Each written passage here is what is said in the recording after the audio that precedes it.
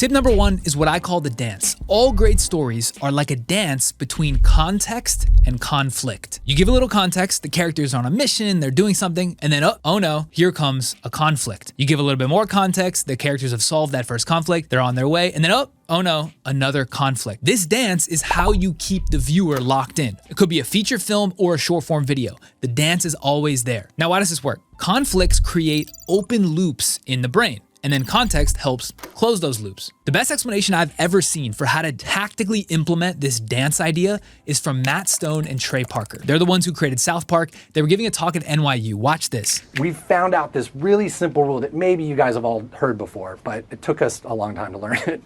But we can take these beats, which are basically the beats of your outline, and if the words "and then" belong between those beats, you're f***ed, basically. You got something pretty boring.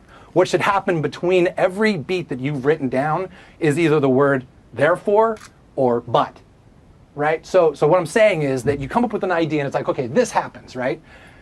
And then this happens. No, it should be this happens and therefore this happens. But this happens, therefore this happens. And that, as soon as we are able to, and literally sometimes we'll write it out to make sure we're doing it.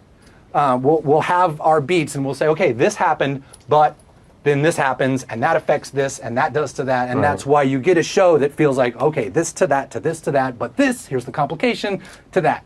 So tactically, it's as simple as using the words but and therefore consistently throughout your script that will create those open conflict loops. If you're using the words and then, it'll feel like you're piling on detail after detail after detail, and the viewer will lose interest.